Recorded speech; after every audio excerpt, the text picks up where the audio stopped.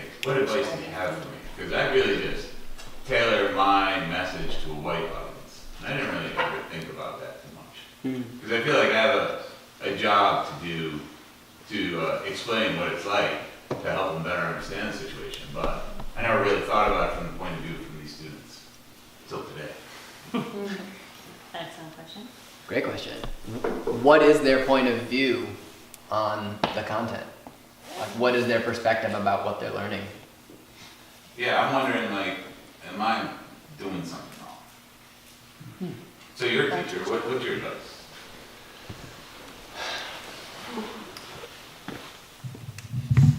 I mean, my basic advice, no matter what the room looks like, is to teach with a sense of empowering voices that feel most marginalized and threatened in my classroom.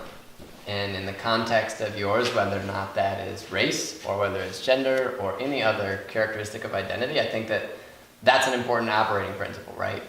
Is it like whatever activities I curate or however I'm like setting the table about the context of our country's colonial approach to capitalism, it is with the purpose of lifting up voices that, unless they are centered and placed in the center of discourse and not in the margins, I wouldn't feel like I was doing my job. And that's not easy, right? But I would be really, really conscious, like in your case, just tangible exercises. I mean, I would be really conscious about researching and finding powerful Black voices or non-white voices that have perspectives on that work, so that you didn't have to be the voice that centered that experience and instruction for those young people. But yeah, I mean, I think I could shell off a few ideas about that. Do you think, can I ask you a question? Yeah. What makes you think that you're doing it wrong? Because the current political climate, I mean, I feel like I'm failing. I'm like, oh man, it seems like more people are attracted to this message that is wrong for race relations in America today. Yeah. And I feel like I sense some of that in some of my students. And I feel like, oh, I have a job here to set them right, which is, you know, my own personal feelings. But then at the same time, I'm like, because I have so few students of color. Right. I can count on one hand the amount I've had in the past couple of years. And I just never even think about it when I'm teaching this. And I just wonder, what are they thinking when I'm teaching this content? And what could I be doing different? Ask them. I feel like there's some kids who aren't getting it, like just how bad things were, historically speaking. On a positive note, though, I also discovered the other day that there was a farm in this school district here that was a stop on the Underground Railroad for fugitive slaves. So that was really cool to find out. So that was uplifting. It wasn't all bad. I think I have some ideas, Joe. I'd love to talk to you a little more about that. I could use some clarification on the question, but it comes from a space where I think I would love to be able to respond. Yeah. Mine's partially a response. Researcher Claude Steele, if you're not familiar with his work, might be an excellent place to start. His book, Whistling Vivaldi, is about stereotype threat. And stereotype threat is universal, is kind of what his research shows. When a powerless group is in a situation where they are powerless and there are people around them that have power. And his research shows that that is systematic and persistent for groups like Blacks, for women in certain situations, but whites feel it equally, say, when they're put in a situation where they're being compared to Asians in math scores. So through this concept of stereotype threat, his research, if you buy into it fully, can really paint the picture of how universal this is, and just how certain groups of people, it's systemic and persistent, and for other groups of people, it's just a bad day for them. And so that might be a really good thing to approach it through. Yes, Fox feels dope. Whistling Vivaldi is amazing. Stereotype threat is real. The questions I have, and we don't need to answer them now because I want to hear some other questions from folks. But the questions I have are,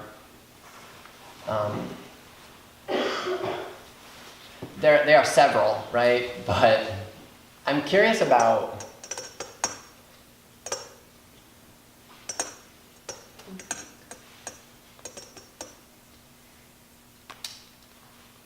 I have lots of questions. After the show. Yeah, maybe after the show. I'm concerned about how they might sound in the space, but I wanna follow the show. Let's talk. Other questions, thoughts, ideas, feelings on the state of the world. Just kidding, not those, but questions. Yeah. This is sort of on the state of the world, but not quite. All good. We're living in it. Right. Yeah. How would you say, for both of you, I mean, we sort of heard a bit about this already, but basically, how do you keep going? Is my question. Have you found any valuable ways to really, keep going? I guess especially when you're writing poetry or music or anything like that, and it feels like the world is sort of falling apart. And for all these reasons, is there anything in particular that keeps you doing what you do?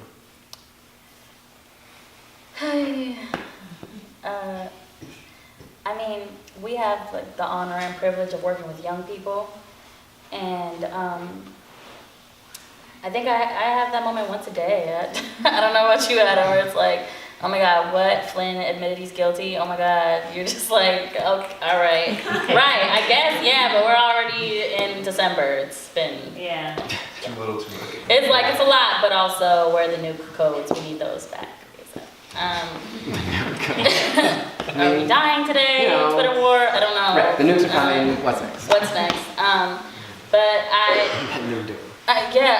oftentimes what gets me up in the morning, having an artistic outlet is naturally one of the things that we pour into taking care of ourselves, our body, eating well, sleeping, working out, doing those things, drinking lots of water, because stress and trauma lives in this thing, taking care of that.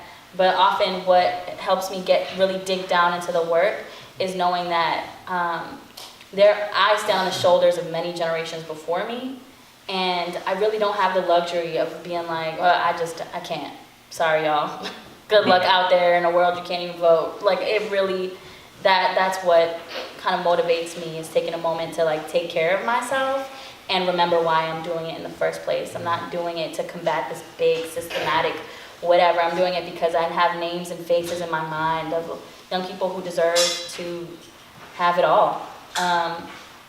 So knowing that I want that better world to exist for the next generation helps me wake up in the morning. But definitely self-care, know when you're burnt out and gotta get off Twitter. That's the thing. Speaking of getting off Twitter, I don't watch the news. It's tapped up. Can't fucking do it anymore. Can't do it. And when I go home for the holidays and my folks are like glued to the television screen watching the ticker like it's about to deliver the birth of Christ, right? Like, I just can't do it. It gives me a kind of anxiety and nothing good comes from it. I turn into like a compulsive kind of energy because I don't know what to do with it.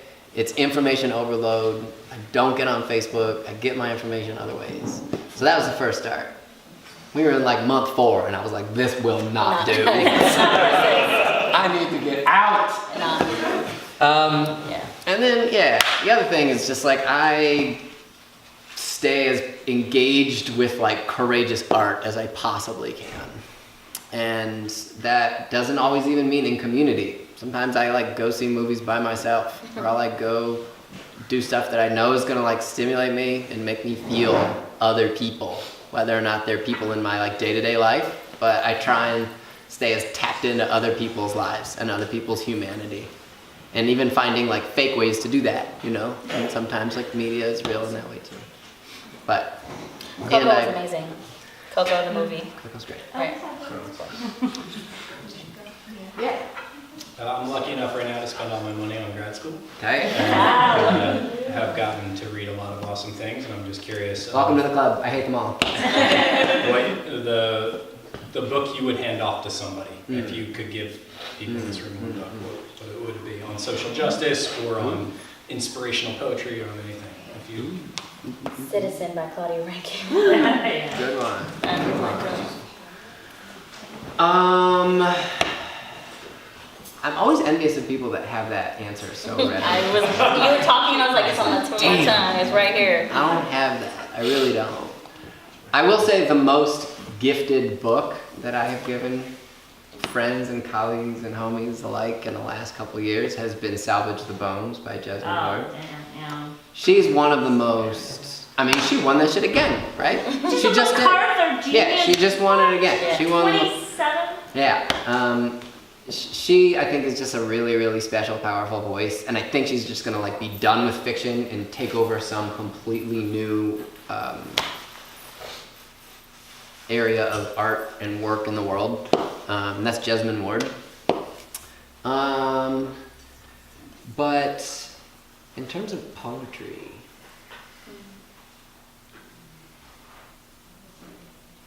Your own collection, 2017. yeah, 2018. that's right. Yeah, no, I got a long list. I think that's a good start. Maybe the fire next time. Any other questions? No. All right. Is that a question about? Oh. No?